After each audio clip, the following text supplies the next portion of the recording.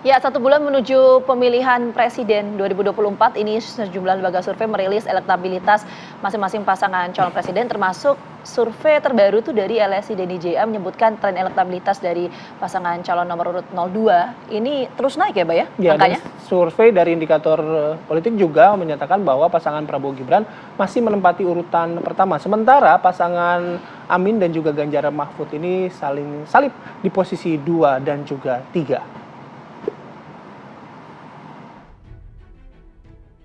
Mendekati pemilihan presiden 2024, sejumlah lembaga survei serentak mengeluarkan hasil elektabilitas Capres-Cawapres.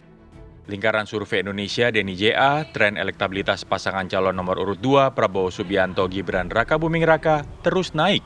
Bahkan hanya kurang 4% untuk menembus angka 50%. Posisi kedua ditempati Ganjar Pranowo Mahfud MD yang meraih 24,8%, disusul Anies Baswedan Muhaimin Iskandar 22,8%.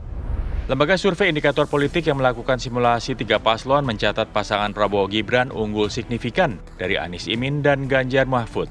Prabowo Gibran meraih 45,8%. Pertimbangan responden condong ke Prabowo Gibran karena latar belakang militer dan kepastian keberlanjutan program Joko Widodo. Ganjar Mahfud karena berpengalaman dan mesin partai pendukung, sementara Anies Muhaimin dipilih karena pintar, slogan perubahan dan bukti hasil kerja. Survei Forum Rektor mencatat elektabilitas Prabowo Gibran berada di urutan pertama sebesar 40,97%. Urutan kedua Anies Muhaimin 23,27%, lalu Ganjar Mahfud 15,81%. Lantas, apakah angka-angka survei itu bakal jadi kenyataan? Dan bagaimana peluang Capres-Cawapres yang masih tertinggal? Berdasarkan hasil lembaga survei, Tim TV One mengabarkan.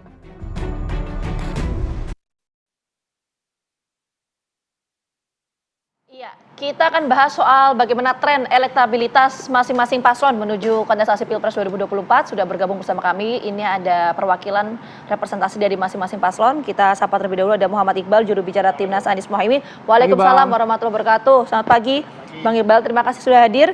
Kemudian ada juru bicara TKN Prabowo Gibran, ada Sheryl Tanzil. Nanti juga akan bergabung bersama kami, Mas Hinton Pasaribu selaku anggota TPN Ganjar Mahfud. Dan oke, terima kasih Mbak Sheryl. Kemudian ada Direktur Eksekutif Indikator Politik Indonesia. Oke, Mbak Sheryl, terima kasih sudah hadir. Kemudian ada Prof. Burhanuddin Muhtadi selaku Direktur Eksekutif Indikator Politik Indonesia. Selamat pagi Prof. Burhan, terima kasih sudah hadir juga. Dan di studio sudah ada peneliti senior LSI DNIJA, Mas Aji Alfarabi. Mas Aji, terima kasih juga. Oke, kami sampai sekarang masih menunggu kehadiran Bang Masinton Pasaribu ya, yang masih on the way gitu. Karena kita sudah janjian sebenarnya kan pagi hari ini. Iya, jadi kita ke teman-teman dari lembaga survei dulu ya, Mbak ya. Oke, kita ke Prof. Burhan terlebih dahulu ya, yang sudah merilis kemarin hasil elektabilitas paslon 1, 2, dan juga 3. Prof. Burhan, dari rilis yang Anda sampaikan kemarin, apa fakta-fakta yang paling menarik sebenarnya? Kalau kita, secara garis umum, secara garis besar, kita sudah lihat ya soal posisi 1, 2, dan 3. Tapi mungkin Anda punya fakta-fakta yang juga menarik untuk dicermati menjelang pemilihan presiden ini. Ya, pertama kalau kita lihat peta elektoral jelang Pilpres 2024, satu yang kita bisa simpulkan secara konklusif adalah Prabowo Gibran menempati peringkat teratas dengan selisih antara 02, 01, 03 signifikan secara statistik. Tetapi kita belum bisa mengambil kesimpulan bahwa pemilu bulan depan akan berjalan dalam satu putaran. Karena Prabowo Gibran meskipun unggul sangat jauh dengan selisih 20%, tetapi secara absolut suaranya belum menyentuh 50% plus 1. Nah, itu kesimpulan yang pertama. Kesimpulan yang tidak konklusif. Yang kedua adalah ini kembali menegaskan yang pertama, yaitu selisih peringkat kedua dan ketiga, terutama jika tidak terjadi satu putaran, kita juga tidak bisa mengambil kesimpulan yang meyakinkan siapa yang akan mendampingi Prabowo Gibran di putaran kedua. Karena meskipun Mas Anies sudah menyalip Mas Ganjar, tetapi secara absolut selisih Mas Anies dengan Mas Ganjar itu dalam margin of error.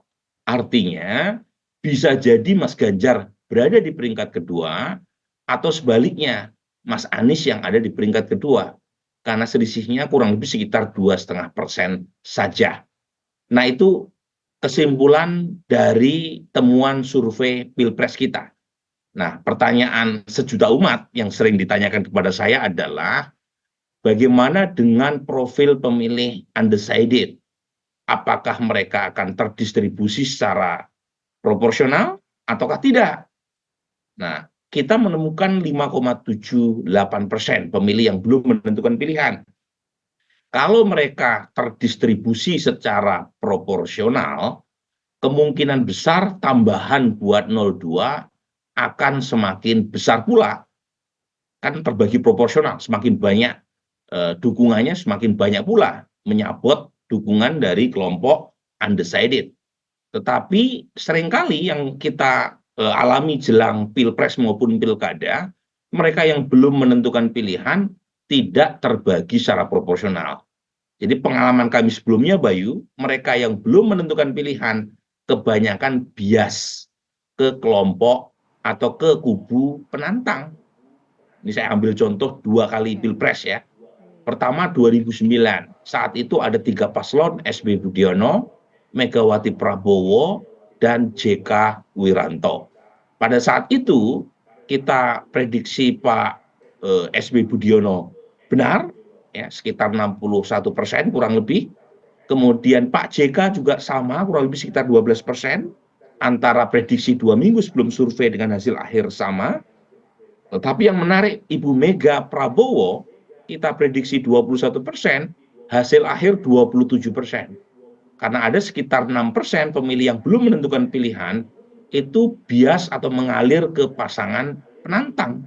Karena di antara tiga calon yang maju 2009, Pak SB dan Pak JK jelas-jelas adalah representasi petahana.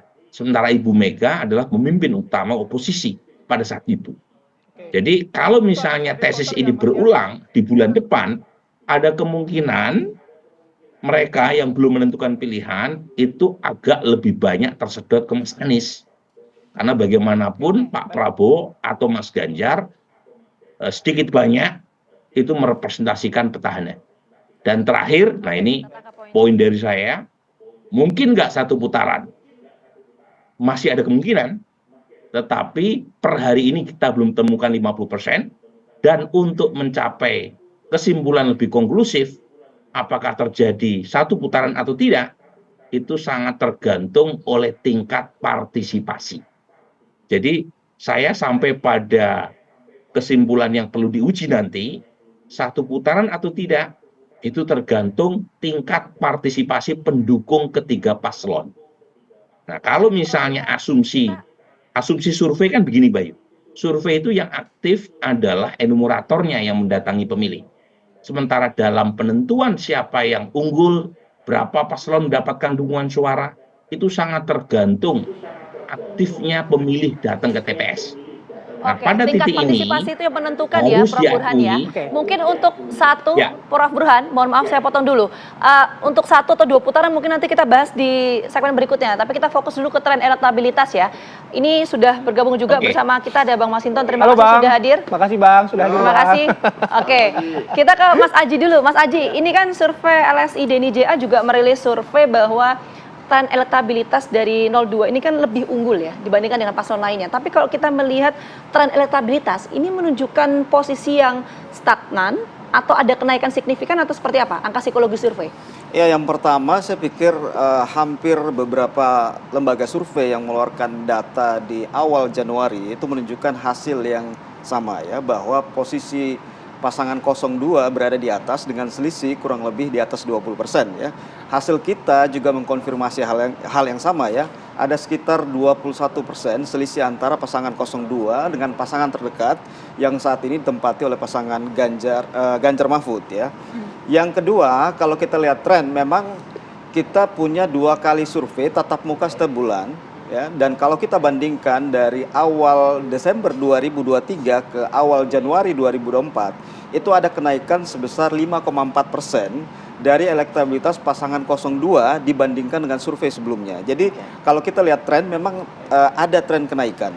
Oleh karena itu dalam rilis kita kemarin kita menyatakan bahwa ada potensi satu putaran kalau kemudian pergerakan atau kenaikan elektabilitas dari pasangan 02 itu dalam kenaikan yang sama, dalam angka yang sama kurang lebih 5%. Oke, Karena tren dalam satu kenaikan bulan. ini karena apa?